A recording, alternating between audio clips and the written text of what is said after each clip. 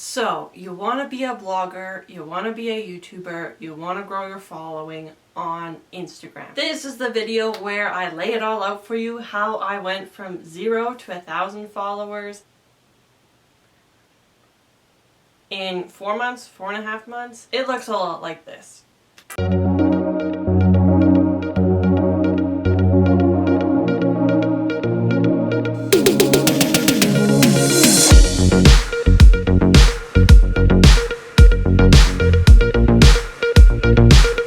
In all seriousness, it does take a little bit of work. I hope that you get a lot of insight from this video, and I hope it either inspires you to grow your following or helps you with any of the bumps and hiccups that you've hit along the road. So if this looks like the video for you, please subscribe to my YouTube channel, follow me on Instagram, and go ahead and check out my blog as well. I'll post it up here for you guys to see now.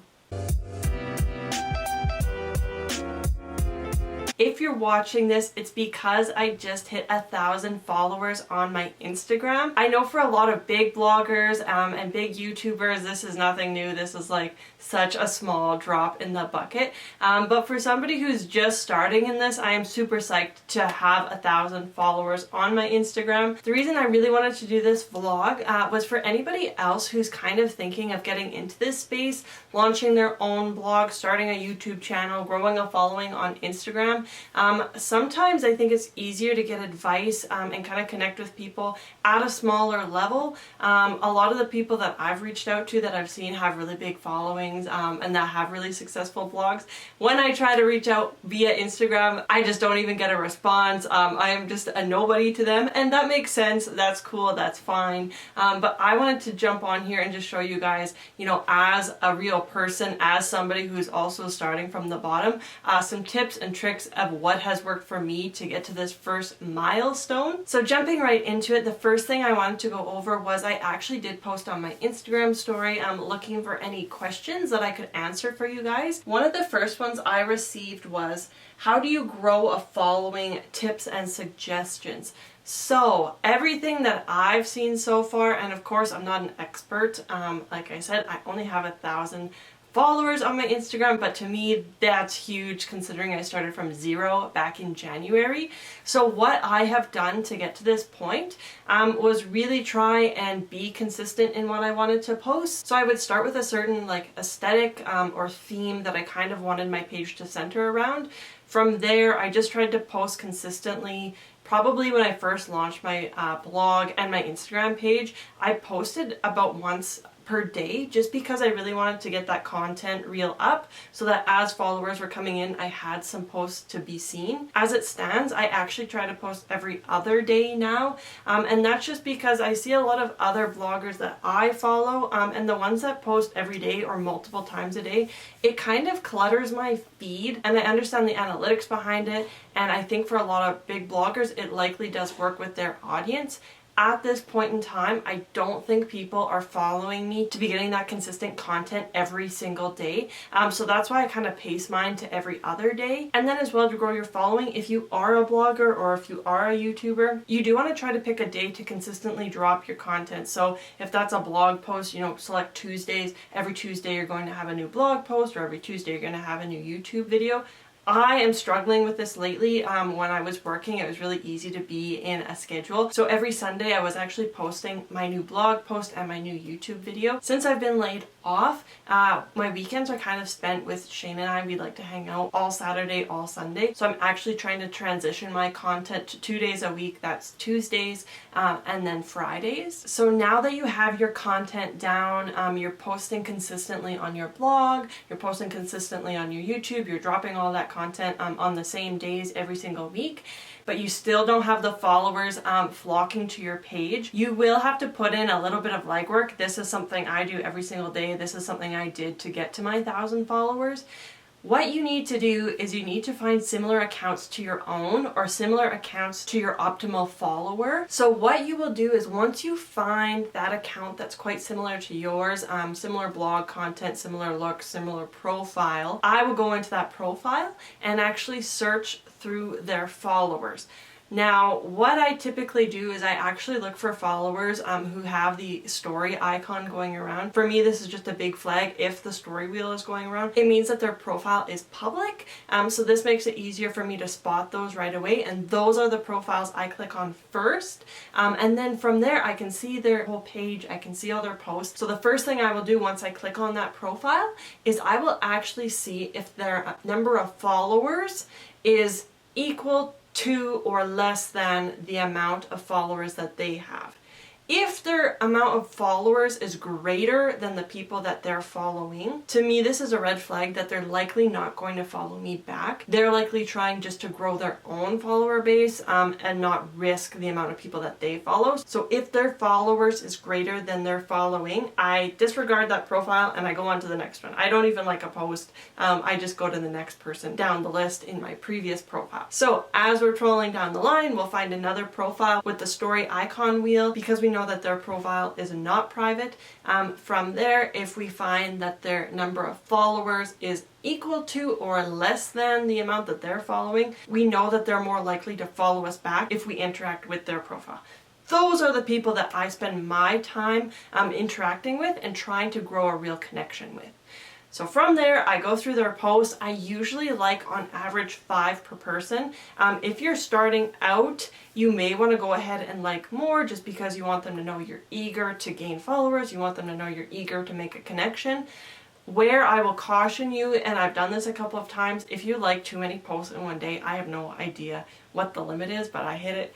If you like too many posts in one day, Instagram actually puts a hold and a halt on your profile. So you can't like any more photos, you can't comment on any more photos, you can't follow any more people. And I think it halts you for like 24 hours. The one time that it happened to me, I actually flagged it to somebody and it lifted in a couple of hours. But I think if I did that enough times, I would probably get halted for like a full 24 hours till I could resume on my profile again. So I would limit the amount of likes to 5. Personally, that's what I choose to do. I find that if I'm going through my notifications, if somebody liked 5 of my photos, it pops up. Like I notice their profile in my notifications. So that's why I like more than 1, but I try not to go greater than 5. So from there, you've liked their 5 photos. I don't go ahead and follow yet. I like to kind of cast the line first and just see if anybody's going to bite. From there, if they like photos back, which they usually do, and most of the time after they've liked several of my photos, they'll even go ahead and follow me first. If that's the case, I go ahead and follow them back because I'm at that point in my career where, yeah, I can't just be waiting for people to follow me and not reciprocate. Like, that just seems stupid. I know I'm trying to grow a following here, but I'm also trying to make real connections with people, and I want them to know, you know, hey, if you like my stuff, I totally like your stuff, and I'd love to go ahead and give you a follow. So that's just the way I do it. I know some people are really concerned with their following to follower ratio. Mine's about the same. Sometimes it's a little greater on either side. And to me, that's just the fairest way to grow a following and to connect with other people. The next item on the list. So up until this point, up until about 1,000 followers, I was only interacting with accounts that had under 1,000 followers. So if I was interacting with an account, it doesn't matter like their follower to following ratio. If their follower number was in the thousands, I just found at that stage of my growth that I only wanted to be interacting with profiles under 1,000 just because I felt they were likely closer to my target audience and they would be more likely to grow a genuine connection with me. And I think that's the biggest thing when it comes to Instagram and YouTube and blogging is you want genuine connections. When you start dealing with profiles that get into the thousands of followers, I find they're on there for less genuine reasons. They're growing a following, they're growing a business, they're growing a blog. And I'm the same way. I'm growing this type of business. But if you're serious about growing your blog and you want people to read your stuff and watch your content, that's where you need to go to the people with the lower amount of followers. They're the ones who are actually searching for this content and they're the ones who are actually wanting to consume what you have to offer, as opposed to people who are growing a following. They probably got their own crap they're worrying about and they don't really want to read your blog post. So that's why I try to stick to finding people who are under 1,000 followers. Now that I am up to 1,000 followers, I do kind of go over that threshold. Some of the profiles I interact with can go up to anywhere like maybe 5 5,000 followers. But over that, I don't really interact with any profiles over 5,000 followers, because even at this stage in my growth, like I just can't even fathom having 5,000 followers. So I couldn't even imagine somebody with 5,000 followers caring about what my content's about or caring about my profile. So that's why I stick to people with a smaller following. Okay, so the next question on the list was, how do you think of what you're going to blog about? I have trouble coming up with topics. Okay, me too. And if you've been following my blog content or my YouTube content over the past month, you'll see that I've kind of taken a 2-week hiatus. So I know in the beginning of this video I said you need to be consistent about what you post, and yeah, Alex, I need to practice what I preach. It's just in quarantine, it's kind of got me down, and just being home all day, I just am having trouble coming up with content. I'm by no means above this problem or this issue. I hit the wall just as much as everybody else. What I found really kind of put a spring back in my step was posting that on my story and asking people, hey, what kind of content do you want to hear about next? Hey, I'm thinking about doing this video. What are some questions you guys want answered? So if you've hit this wall as well, I would suggest going to your followers and just saying, hey, what is something that you guys want to see more from me? To my surprise, people wanted to see more food stuff, which I thought was crazy because out of my wheelhouse, like food is kind of one of the smallest things on the list. Like I don't do a whole lot with food in my personal life. I mean, I cook and I make meals and stuff. But just to hear people saying even like, oh, I know you cook really good eggs. Yes, I do cook really good eggs. So yeah, I should do a video about that. But I never thought until posting that on my Instagram story and hearing it from real people saying, yeah, this is what I want to see. The next way to help you come up with topics and come up with things really is getting a day planner and just writing it out. So as an idea comes to you, put it in your journal, put it in your day planner, and start planning out what content you want to be creating over the next few weeks. Anytime I do something a little quirky or a little odd, Shane, actually, my husband, is one of the first people to say, you likely could make a YouTube video around that. So for instance, one of the other reasons I fell off of the content creating bandwagon is I've been playing a lot more Animal Crossing on my Nintendo Switch. So Shane said, you should do a really fun video about Animal Crossing and about the time that you waste on Animal Crossing. So that's kind of a similar concept or a similar thing that's helping me create content. So you can see an Animal Crossing video coming your way soon for anybody that likes to game. Okay, so the next question was dedicating time for growing a following and keeping engagement up. So dedicating time for growing a following, even when I was working, I would usually dedicate my lunchtime to it just because I was on my phone anyway. And now in quarantine, I have tons of time to just sit on my phone. So usually it's the first thing I do in the morning and the last thing I do at night is I just cruise those profiles, finding people that are similar to mine, liking those posts, interacting with those profiles, commenting on posts, answering DMs, reaching out to people. That is just something I try to take an hour or so a day and do, if that's half an hour right when you wake up and half an hour when you go to bed, or just one huge chunk of an hour in your day sometime.